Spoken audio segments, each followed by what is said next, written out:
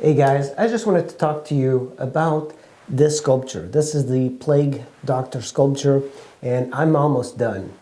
Now, these sculptures are a little bit hard to do because it's a standing sculpture, so it's a lot of weight, but you don't need an armature, specifically for this one because it's got like this robe and coat, and it's a little bit easier to do, but there's still a lot of complexities to it. If you're thinking about doing sculpture, water-based clay is really the type of clay you want because it is so inexpensive. I mean, literally, this is mud. This is the same sort of stuff that you would get in digging a pit in the back of your yard, for most people anyway.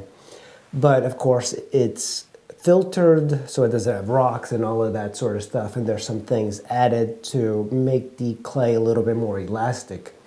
So I wanted to do this video and kind of talk about the process of doing the sculpture. In the channel, there are a few videos that I have done and that explains, or at least it shows a lot of the process.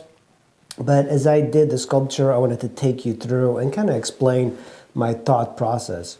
So the Plague Doctor, as you know, it's a doctor that was used, or a sort of costume that was used in the Black Death, because these doctors, they have a very typical like beak, and this is a very popular thing. As I was researching this, there's many costumes that you can get of the Plague Doctor. Now, I would love to have the actual costume and then drape it on a mannequin so I could really sculpt the folds and things like that, because one of the things I did struggle is the folds of the cape. They're not as realistic as I'd like, and I do like sculpting fabric, but because I don't have a robe or some sort of thing that's resembling this, I had to go mostly by online reference.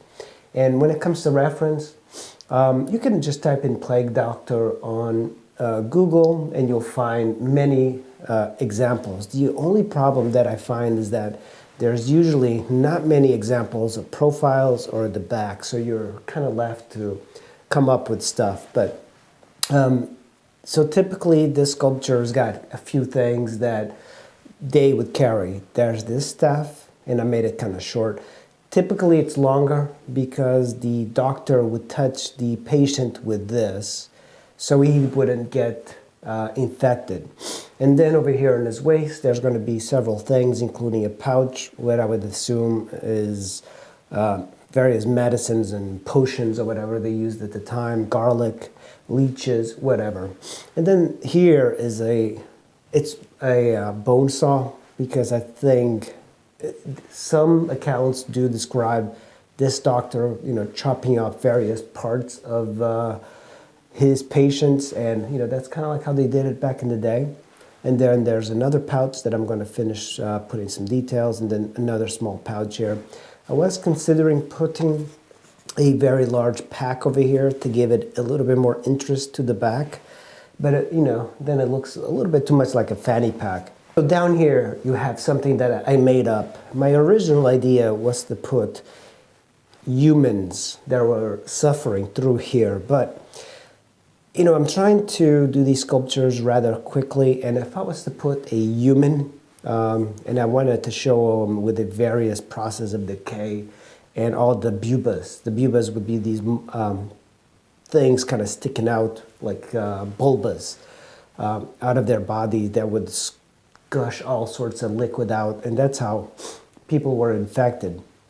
But instead I put like these rats, and they're very large and they almost look like dogs, but and I didn't want to include a lot of detail onto this because the reason I have these things here is really to support the figure, because one of the things you might not have known about the sculpture, this has to be hollow, or at least a lot of it has to be hollow, and you have to connect it from the bottom so it vents out. So I dug out most of this, including a little bit of the head, so there is a hollow inside, maybe up to here. See, like, you don't want to do that. Up to here. So my next step is to, once this dries out, I'll flip it upside down and I'll just dig from the bottom and connect this large portion here. Sometimes it's a little bit more difficult to do. Another thing that you need to do when you are letting this dry, after you remove the bag and after you're finished sculpturing, is that you need to separate it from the base. This is a mistake I made in a couple of sculptures. If you let it dry on the base, it's going to get stuck to this and it could possibly crack the base because remember, there's a lot of water in this clay. It's a lot of water, so that's why the clay will shrink, is because the water evaporates. And then I believe there's like a 6% shrinkage on this clay, and various water clay has got a different shrinkage. So with that, you have to make sure that when it shrinks, that you separate this from the base so it allows it to shrink without breaking and cracking. So very important. There are clays, water-based clays that have grog, and that helps it from the shrinkage process. Sculpting this is pretty much straightforward. I use references for rats, and I've actually used Turbo Squid. Turbo Squid has got some really decent 3D models of this, and you can kind of just rotate it around and see. But my idea is really not to spend a lot of time on this. Should be more a little bit of an abstract thing anyway. And I might even remove some more details, even though it doesn't really look like the rat. I think it's more than enough. As far as the sculpture itself is about, let me see if I can, it's about like 15 inches tall. 16 inches tall, and that's, I try not to make sculptures too big, because if I make them too big, they're not going to fit in my kiln, and I want to be able to fire this in my kiln. Another way, I've seen other artists in the past, if you wanted to create something rather large, you could make it much bigger, but to fit it in the kiln, what you would do is just kind of cut it and make some sort of like registration mark. That way you have the ability of gluing it together, but you would have to fire it in two pieces. And that's not a bad technique. I've done it a couple of times, but of course then afterwards you have to kind of glue it together using some sort of Gorilla Glue or epoxy. And it does work fairly well. And it might even fix sometimes these sculptures could break in the kiln because they are kind of fairly complex, but a lot of times, you can get away with firing sculptures and you don't need to hollow them out. You just have to slowly dry them, slowly fire them. But because my kiln does not have the proper settings, I'm kind of stuck with firing, but I do like to hollow it out as well because it's going to be less weight. And as I mentioned, the heavier your sculpture, the longer it takes to fire, and the longer it takes to dry out. And usually it costs much more money to fire because it takes longer in the kiln. And if you don't have your own kiln, you're going to have to take it somewhere. So it makes a lot of sense to do this, to hollow the inside. That way it's lighter too. You can like pick it up, put it on a shelf or whatever. This itself is fairly heavy. I haven't really weighed it, but water-based clay is very heavy. As it dries, it's going to get lighter because the water is going to disappear. But often this is fairly heavy of a sculpture. And I went through all my clay. So I have about 1/3 or 0.25 amount of clay left on a bag. So I don't have enough clay to start the new sculpture. And I do want to get some grog clay. So the next sculpture that I do, I think I'll tell you guys now, it's going to be of Hellboy. Hellboy, I'm not sure if I'm going to do the portrait or the figure. So I'm not quite sure.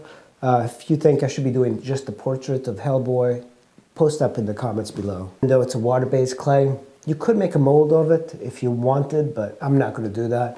I'm going to be putting this in a kiln and firing, and I think I'm going to try and make this into a bronze-like sculpture. There are metallic paints that you could get, and you could actually like paint it with this metallic paint and then put a patina on it. And I'm very curious to see if it'll look like a bronze sculpture. So that's probably going to be the next thing that I do. And even though, you know, this is a standing sculpture, it's very easy to do a standing sculpture with water-based clay. And I've done a couple of figures. I did a nude figure a while ago. You can check that out in the channel. There's plenty of ways of building it up. This stand that I'm using now is, it's got like a little rod here that kind of holds it up temporarily, but there's no armature inside at all. So there's nothing that's supporting it. So at this point, it's just clay. And there's a little bit of engineering to it. The one thing I do suggest people do when you're starting to do these sculptures and when you have this theme in mind, like the Plague Doctor, you really need to do a lot of research, and the research should be more figurative. So if you watch the beginning video of this Plague Doctor, you'll see that I sculpted a person first, a nude person, and I had this in mind already. And it's very important to do that, because if you do not put a figure inside, what tends to happen is you'll sculpt the cloth, the drapes, the beak, and oftentimes the proportions are off.